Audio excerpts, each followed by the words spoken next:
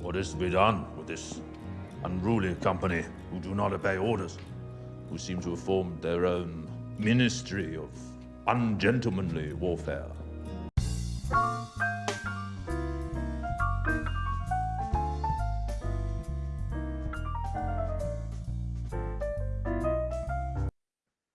Hello, film faithful, and welcome back to another episode of the Movie Pope podcast. And today we are going to take a trip back in time to the late 1940s, to the waning days of World War II in the ministry of ungentlemanly warfare. Now, we did a trailer reaction for this movie earlier this year, so be sure to check that out in the description below. But before we dive in, remember to like, comment, subscribe, and let us know down in the comments what you think. Do you agree with our assessment, or do you think the Movie Pope is just talking bollocks?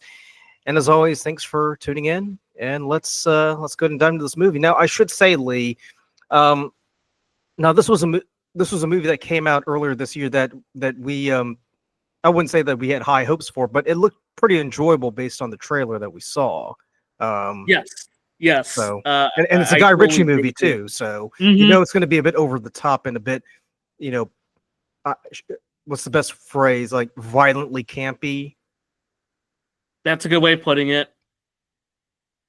So why don't you go ahead and take us into the story of what's going on here, because surprisingly, this was actually based on an actual military mission called Operation Postmaster. In an attempt by the Brits to disable the German U-boat operation so America could enter the war later on in the 40s. Yeah, and it definitely makes you very curious to learn more about like what happened. I think that a lot of this was declassified. I think if I recall correctly, 2016. Yeah, it was very recent. So hopefully that date's right. But kind of cool to kind of picture kind of this group of people, right, getting together and be able to do everything that's conveyed in the movie. I'm sure there's a lot of I would say it's probably not very historically accurate outside the characters' names. I'm sure they did a lot of cool things. Probably maybe not to the scale that it's depicted in this, but it was everything else I would say was enjoyable, right? And I think, I kind of forgot about the trailer, right? So I kind of went into this not necessarily blind, but I just kind of came into it with a very open mind about the type of movie it would be, right? So we kind of have this cold opening where we have these sailors kind of coming on the ship, and we get to meet our lead character, Gus. That's played by Henry Cavill. Yeah, Mark Phillips. Yeah. Yes, thank you. Yeah, thank you for the whole name. So, well, the Brits are peculiar about their names. So that's true. So I will thank you for everything with that, and then we also meet one of our other characters. Lassen, which you could go ahead if you happen to know the full name. I just wrote last names down to give myself a break. And I have to admit, the cold opening was, I would say, fun, and it kind of sets up what to expect, right? So you see kind of like they're threatening them, and I like how Gus, right, played by Henry Cavill, he just kind of sits there and starts laughing at them like, what do you think you're really going to do to me? And that cracked me up. And it's so fun to see him playing this kind of, I would say, very hammy character. Because like a lot of the stuff that I think we've seen him in have been a little bit more, I would say, straight-laced, or he's very, I would say... Oh, he's very grim and very dour, Yes, yeah. And I think back to him, and obviously I know we have very strong feelings about The Witcher TV series, right? That I think both of us would agree Cavill did a great job with, and the unfortunate direction of the show will be for a different discussion. But it was fun to see him kind of hamming it up, and I have to admit, just kind of seeing kind of the goofiness of it, like you see kind of there's like this big fight sequence where they kill all these guys that kind of board their ship, and you see like Lass, and he kind of picks up the corpse of one of the guys. It starts waving it across the ocean towards the ship that had sent them over, and I don't know. I enjoy that tone. How do you feel about like movies that kind of depict war like this? Is it like fun to give something to have kind of this more, I guess, jovial tone to a typically dark subject, or does that kind of take you out of the movie? What are your thoughts about that? Well, I mean, I grew up on those World War II movies that were from the 60s and 70s, and whenever you watch those movies, you can't help but feel that there's a bit of an irreverence towards it, you know. So like, and I'm going to reference this movie a lot in this review, so bear with me. But The Dirty Dozen comes to mind when I was watching this movie, because both of them had this sort of wicked, dark sense of humor about it. You know, both are set during World War II. Obviously, you know, The Dirty Dozen's about 12 American convicts who are scheduled to to hang for various crimes. But their sentence can be commuted if they agreed to go on this nearly suicidal mission to basically take out the German top brass in order to make D-Day more accessible for the Allies. But throughout that movie, you kind of get the sense that there's they understand what the mission is, but they're not taking it too seriously.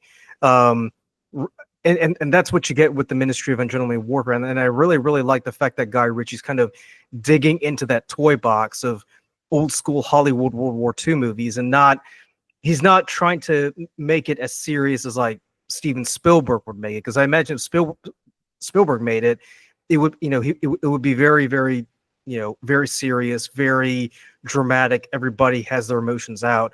Whereas here it's like, well, you did butcher a guy. Well, all right, well, give us a hand, will you?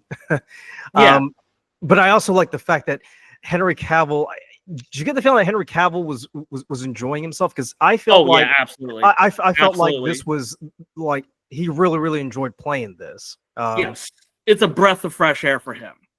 Well, another thing too, because there's also a James Bond connection, because later on we do meet a certain Ian Fleming, Mhm. and you'll notice that at the end he's sort of they tell us that March Phillips was one of the inspirations, if not the inspiration, for 007, and we've heard rumors ever since Daniel Craig announced he was going to pack it in as James Bond that Henry Cavill was in the running. So even if Henry Cavill never gets the chance to play the world's most famous spy, I think this comes as a second, best. That's true, right?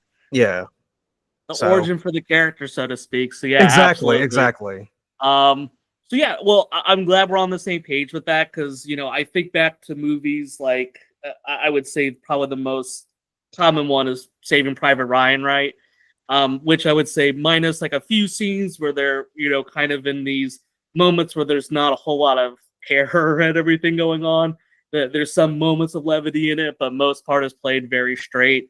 So I would say kind of a comfortable kind of change of pace with that. So but yeah, that's our kind of cold opening, and this is where we kind of take a step back a few days or weeks. I forget how long it had been. But it kind of goes back to the beginning where we have the recruitment process for this team.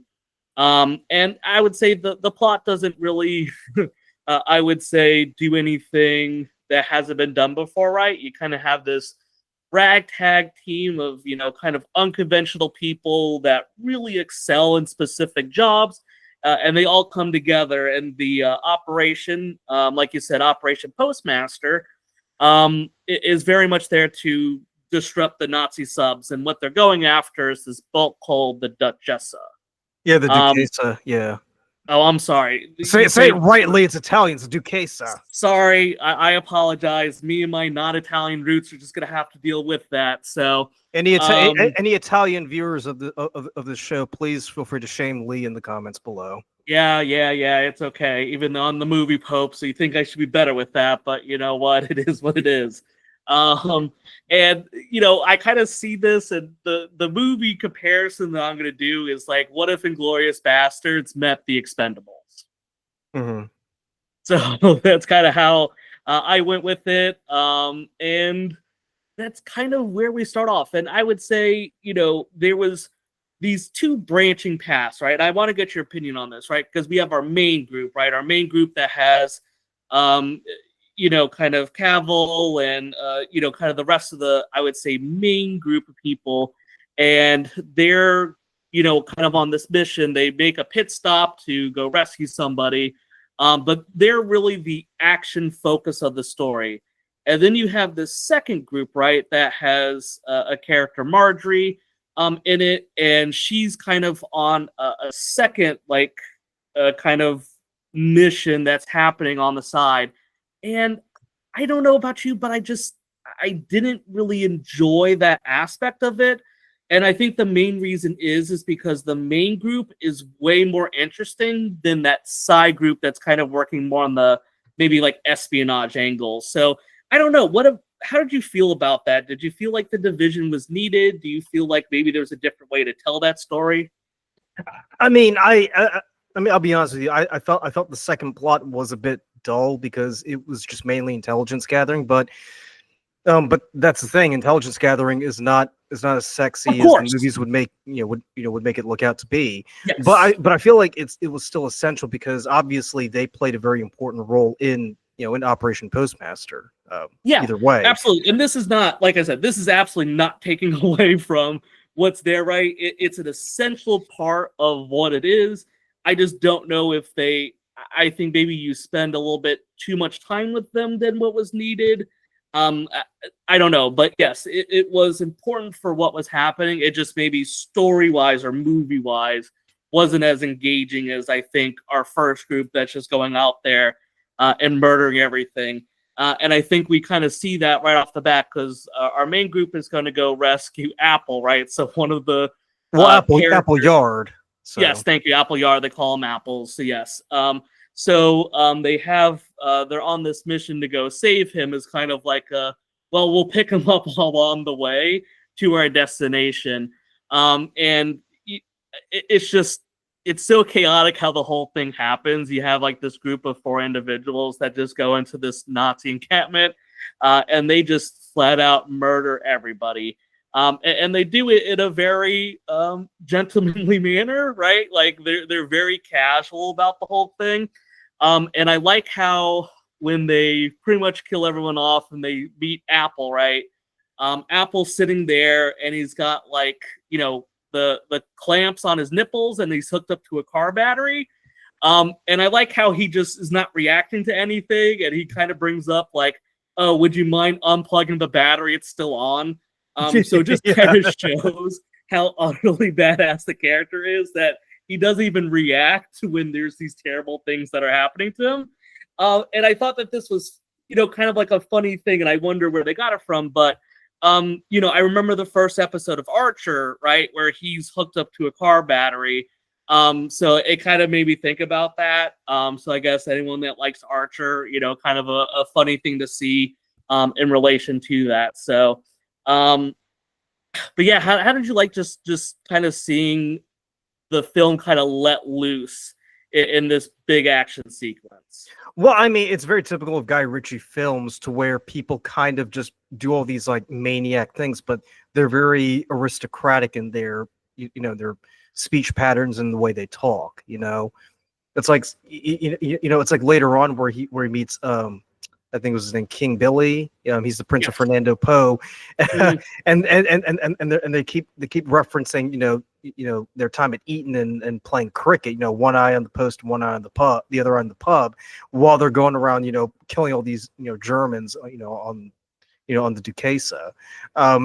So there's something that's very tongue in cheek about the way that they go about doing things, and you kind of need it too because let's make no mistake about it. War is a very crazy thing, and it's very easy to snap and just fall to pieces. I think having that air of levity and just trying to make light of everything, that's just a way of keeping you sane as a result. I do want to mention too the way that Winston Churchill's played up in this too. I kind of get the feeling he's just as mad as everybody else. If not more, because of the fact that because in the other past portrayals of Churchill, he's very dignified. He's very, he's very solid. He's someone who's very determined. But here it's like, these guys are mad. These are my kind of people. I think I'm gonna wallow with them for a little bit, and I'm rooting for them. Oddly enough, did you know that the guy who plays Churchill is the same guy who played Bill Tanner in the Bond films. Oh, interesting. I did not know that. It was Yeah, kind of hard to tell Roy with, Kinnear. yeah. Okay. Yeah, because obviously because he's got the prosthetics and everything, but yeah, it's the same guy. So Interesting. it's another 007 connection right there.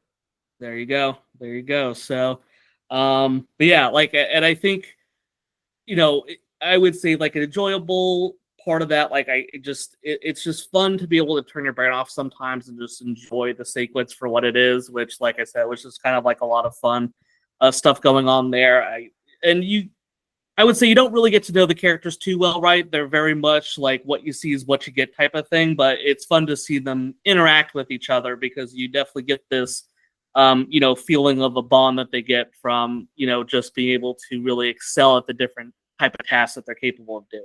But that's kind of a good thing too, because I mean, Yeah. we've seen movies where they kind of go into too much detail about where these people come from and what makes them tick. Sometimes you just want to see a guy go ape shit with with an axe. I mean, you don't really need to think about it. We talked about this when we reviewed Furiosa. I mean, that movie spent, what was it, Lee? Like 30 to 45 minutes focusing on Furiosa as a child. And by the time you get, to the rest of the movie, it's a little bit too late because all the momentum's lost. Here, it's like, we don't really need to know who these people are. We just need to know that these are the good guys you're rooting for, and this is what they have to do. That's it. It's very simple, very straightforward. Absolutely. Yeah, it's not needed, especially in something like this. Like, you kind of get like a blurb about the characters, right? It's kind of like hey, cool, this is what happened, here's his backstory, and they just move on with it. And to me, that's perfectly sufficient for what we need in this film. So I totally agree with you. It's not needed. We don't have to have some long-winded explanation of everyone's motivation. We just want to, kind of see the action, how everything unfolds, right? And to your point, right? So we have the whole thing is going to be happening at Fernando Po, which is this island, and I believe it was the Spanish that had control of it at this time, right? If I recall correctly. It was either Spanish or Italian because we actually did meet the Italian commander, and then the guy who owns the Duquesa, he's Italian also because he makes this huge kerfuffle about how the Germans ruined his ship by, I think they double plated it or something. Yes. So we're on this island, right? And this is where the Duquesa is, and this is where I think like the intel part of things really kind of picks up, right? Because this is where we have Marjorie, and kind of her job is to ultimately kind of seduce this official Heinrich Lehrer, right? So that's kind of her purpose in this, is to kind of be the seductress that's there to kind of help distract everything, because obviously there's going to be a ton of commotion, there's going to be firefighting, and you really want everyone to be able to get in and out there as quick as possible. So they have this very elaborate scheme to kind of get like this big party going on. So this way, all the Nazi soldiers and everything are going to be located at these places, which will allow everyone else kind of the freedom to move about the island as needed to complete the mission. To what you just mentioned, actually, one of the things that ends up snagging the mission is the fact that the Duquesa, it has this additional iron plating. So the initial plan for everybody was to, blow up the boat and destroy it. Now they decide, well, if we can't blow it up, I guess we'll just steal it instead.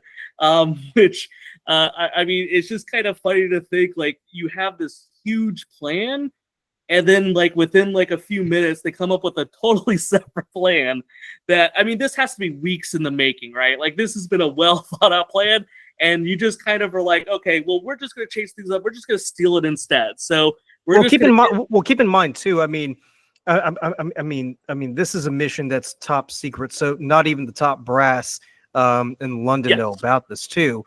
You remember when their fishing boat gets stopped by the Royal Navy? One of my favorite scenes is where Marge Phillips is like, "Oh yeah, we're just a Swedish fishing boat," and Lawson starts to explain it, but then the captain's like, "No, I want to hear Marge Phillips explain all of that." And Mark Phillips was like, "Oh well, you got me. Well, can't blame a girl for trying, right?" So Yes, it is But- impressive what they but- do with that. but to get back to my main point, I mean, what I really enjoyed was the fact that the Royal Navy gets wind of it. So now time's a bit of a factor, because not only does Mark Phillips' team have to stop the Duquesa, but Churchill needs to make sure that this goes through, or else his ass is on the hot seat. Because now the admiral is like really pissed off that he wasn't in the know, which, funny enough, parallels what happens in the Dirty Dozen, where nobody except for the top brass knows about Reisman and his convict suicide squad, as it were. And there's a wonderful scene where one of the colonels inspects the camp, and he tries to shut it down, and Reisman basically holds him at gunpoint and is like, "Well, if you're gonna answer to anybody, you answer to me." So that definitely brought that movie back to mind when I saw that scene when they were confronted by the Royal Navy. Sorry, I just wanted to bring that up. No. I like it. Like I said, like the parallels. I've seen the Dirty Dozen once, but it's been a long time. So maybe something I could do after this is to check that out again, because I definitely remember enjoying it on the first watch. So so we have kind of the plan. It's all going kaput, and they're kind of just very quickly transitioning into a different approach, which is to steal it instead of blowing it up. And that kind of, they're able to formulate a new plan very briskly to kind of have that operation go underway. And we kind of get a little bit of cutbacks between Marjorie and the main group as they're kind of doing different things. So Marjorie is kind of like caught almost, right? So this is kind of where, we start to see some more of that tension building. So we see Marjorie is singing a song, and she says something in Yiddish, right? And this is what tips off Heinrich that, she is actually Jewish. And obviously this, to me, really harkens back to the Inglorious Basterds, right? Because a very similar thing kind of happened in the bar scene, where somebody did something that was outside of what you would normally do, and they kind of pick up on it, and that's what kind of starts this, extra tension. So we have kind of that part going on. I would say there's really just a ton of action, right? So it's not going to go through every little action beat that happens, but our main group is able to kind of infiltrate the boat, and they murder everybody. It is ridiculous just to kind of see it, just kind of like the brute fighting. I personally really liked Lassen, right? Because I enjoy kind of his character, uses a variety of weapons, right? So you see him kind of with like the bow and arrow, you see him with like a knife, you see him with an axe. So obviously a guy that's very proficient with just being able to kill people. So I think he really kind of stuck out to me, as well as Henry Cavill's character Gus. They, to me, were the big standouts in this film. So yeah, how did you like just kind of like the whole sequence with them getting on the ship, and I guess what was your take on the action here? I mean, it's very typical of what you would see in a Guy Ritchie movie. Over the top, violent action sequences, which are really fun to watch if you're that kind of person. I will say I was a little bit confused about what they were doing with the tugboats, because I had to watch it several times before I realized. Because I initially thought they were going to sink them, but no, they were just going to capture them, because they had to blow the chains on the anchor on the Duquesa in order to get it to move. And it turns out that when Froggy was putting the explosives, he wasn't doing it on the tugboats; he was doing it on the S boats. Because you remember later on when Lure's like, "All right, well, we'll just pursue him in the S boats." You see that explosion, he's like, "Oh, never mind." Yep. No, and I agree. It's hard to really know all the pieces in place during this process. I don't think they did a very strong job of just helping us understand all the different parts of it, because to your point, it did take, and I watched this twice in a row, right? Pretty much. And it was a little bit kind of weird. So yeah, you do have like the tugboats trying to take out the Duquesa. And then you also have them destroying the U-boats that are there because obviously the Decasa, after the reinforcements specifically, she's not moving very fast. So I think that kind of causes it. But luckily, because of all the explosions, we kind of have this tense scene where Marjorie and Lure are kind of like looking, or there's about to be like some type of confrontation here. But because of the explosions, it kind of causes things to I guess, get moved to the background. And then I like when Marjorie, she gets brought in kind of after all the explosions are happening, and she's captured at this stage. She takes out a gun and shoots Lure in the face. And I like how it just kind of happens, and there's like maybe like 2 soldiers that react to it, but that's it. And I'm just like, that's kind of really suspicious that literally nothing else really came of that. And now I get that there's a ton of chaos going on, so I can appreciate that maybe not everyone's paying attention to it. But it did feel very off-putting that, she just kind of kills the head guy, and then minus like 1 or 2 soldiers that are kind of near them. They pretty much are able to escape from the area scot-free, and they go to the Decasa. Did you find that distracting at all, or was it just like, whatever, it's an action film, let me not focus too much on it? It's a bit odd that Lure didn't have more people around him, but I could sort of understand what with everybody kind of trying to figure out what the hell's going on. It kind of you could sort of forgive them for being a bit short-sighted on that. Sure. To me, I thought it would have been a cool opportunity to see her be, I guess, more in the action, right? Because there's a scene, right? You mentioned when we meet King Billy, right? Which we have talked a lot about, but not super critical to the plot. But there was like a sequence where it shows her like using a variety of weapons and being super proficient with everything. Yeah, I wish we could have seen more scenes of her, actually doing some fighting, because we only see her maybe twice if if you count the Lure getting shot scene as action. Yeah, absolutely. To me, that's what was missing, right? I think this was a fun opportunity for her to like, maybe they're on like, that little ship that they're taking out, maybe it has a variety of weapons and she's able to kind of do a few things. Like, it was interesting that they showed her being very proficient with it, but we actually don't ever really sort of utilize that. I would definitely say like shooting someone in the face when they're about 4 feet away from you is not a very strong depiction of someone being very good with weapons. So I think that was probably something I think would have been cool, was to see Marjorie actually get a little bit more involved, especially at this stage in the game, because everything's kind of breaking down. The whole plan is kind of just hitting its kind of focal point of the chaos.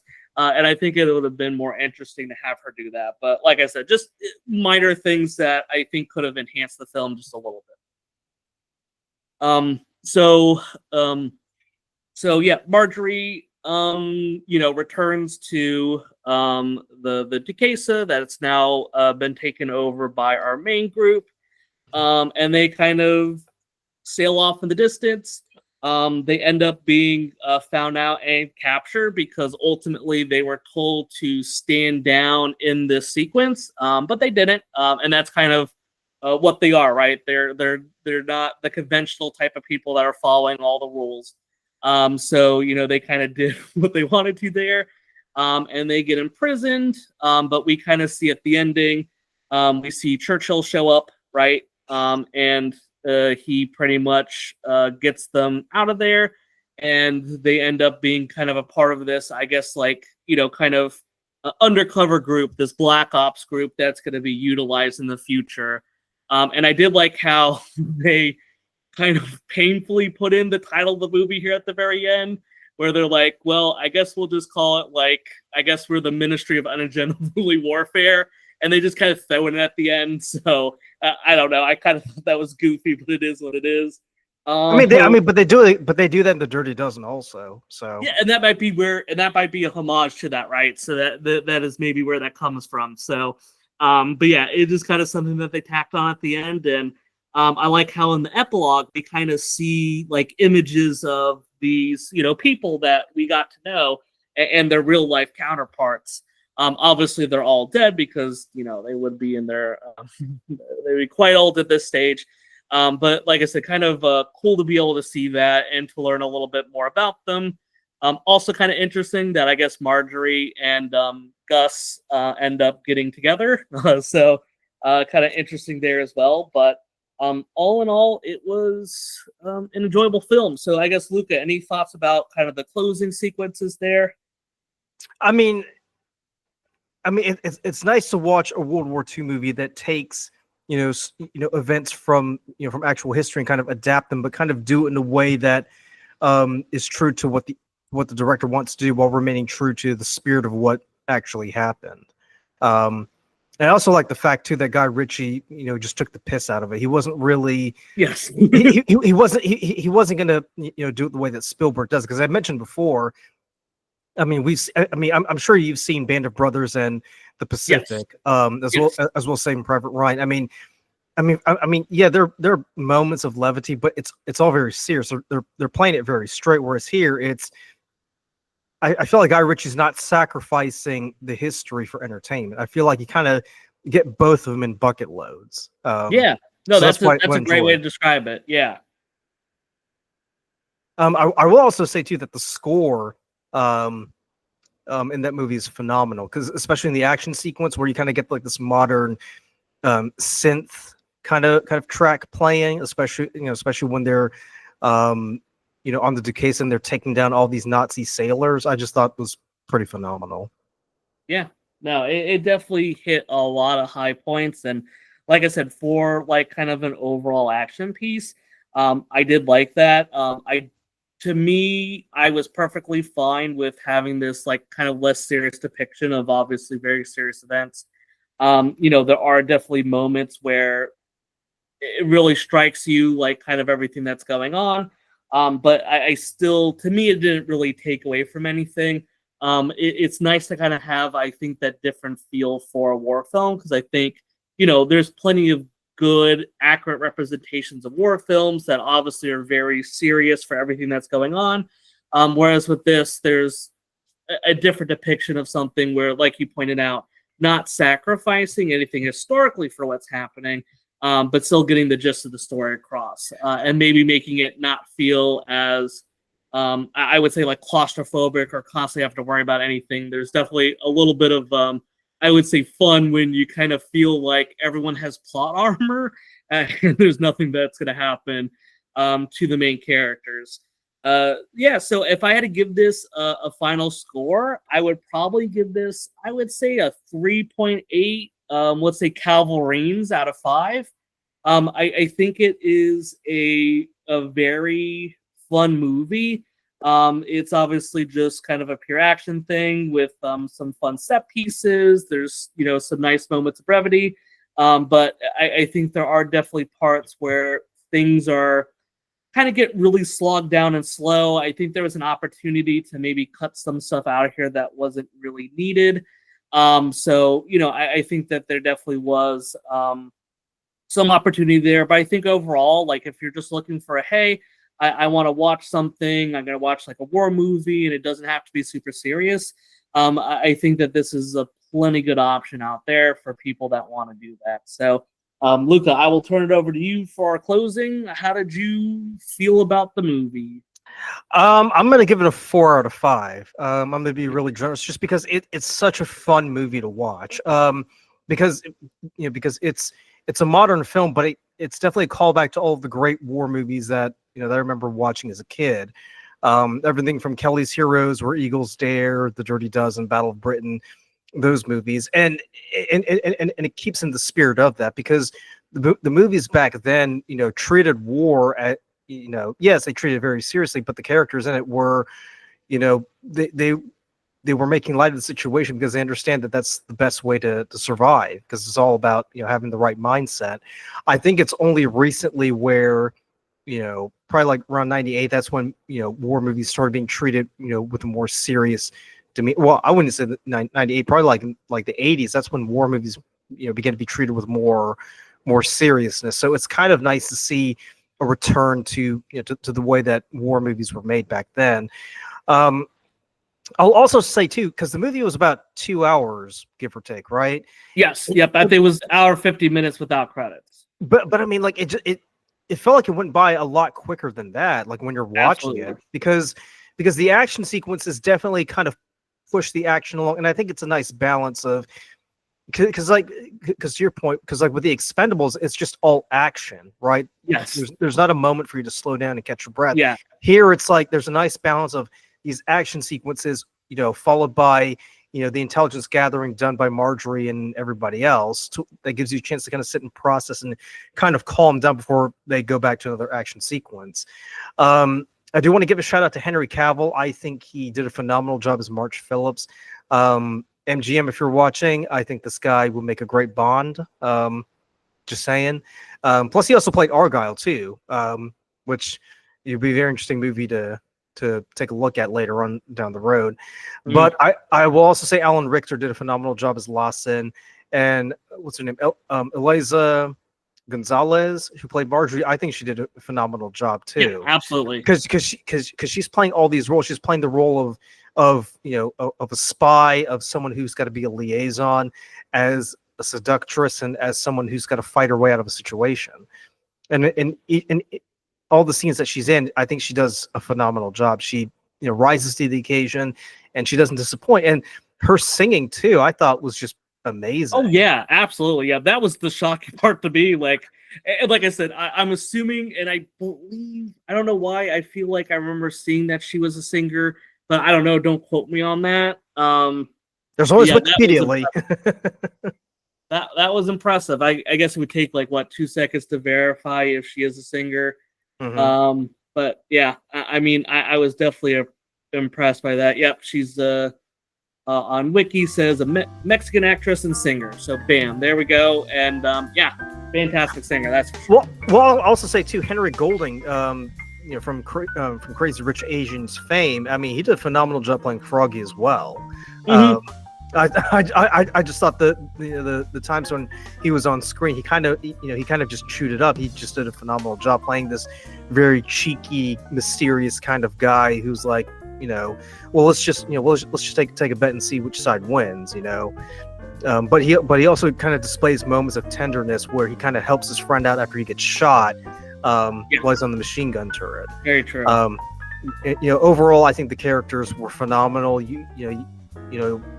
Whenever you have a movie about a bunch of ragtag, individuals who are a bunch of ne'er-do-wells who could possibly have no potential, and you put them in a situation like that, it's gratifying to see them rise to the occasion. So, yeah, that's my score for the Ministry of Ungentlemanly Warfare. But go ahead in the comments and let us know down below what you think. Did you enjoy the Ministry of Ungentlemanly Warfare, or do you think it's just a bit boring? And if you're enjoying the content that we're doing on the channel, remember to like, comment, and subscribe. And definitely consider being a member of the Film Faithful. The Movie Pope is always looking for more to follow his lead. And there are more episodes and more adventures coming up along the pipeline. So be sure to share this video with everybody that you know. As always, thanks for tuning in, and we'll catch you in the next one. Fair enough. Game's up, Commander. Can't blame a girl for trying.